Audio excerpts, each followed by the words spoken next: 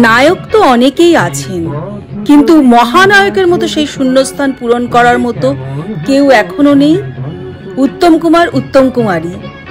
উত্তম কুমার আমাদের ইমোশন, আমাদের সেন্টিমেন্ট, আমাদের ভালোবাসা। আজকের আলোচনা সেই উত্তম কুমারকে নিয়ে। সম্প্রতি উত্তম কুমারের ৪৫ বছরে মৃত্যুবার্ষিকী চলে গেল।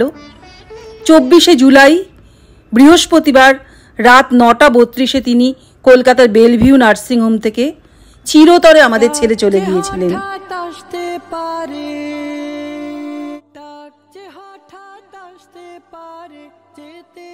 অস্বীকার করার কোনো উপায় নেই, আজও মৃত্যুর পর উত্তম কুমারের বিকল্প শুধু উত্তম কুমারই।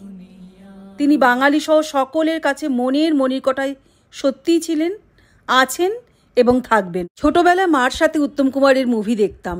উত্তম কুমারের পাগল ছিলেন মা, আমিও তাই। আমার মেয়েও এখন উত্তম কুমারকে ভালো লাগতে শুরু করেছে।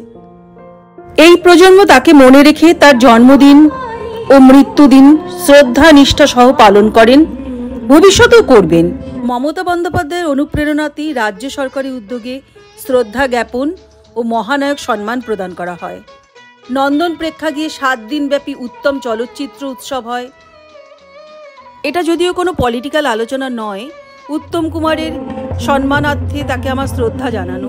তবু বলতেই হয়, সেই সময় উত্তম কুমার কংগ্রেসে ছিলেন বলেই হয়তো তাকে যথাযোগ্য সম্মান দেওয়া হয়নি মৃত্যুর পরে।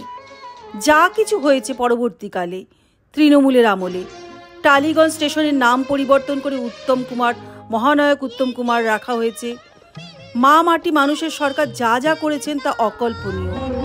তার নাম স্মরণ করেই মহানায়ক স্মরণ হয়। তাই তো বলি, মহানায়ক মহানায়কই।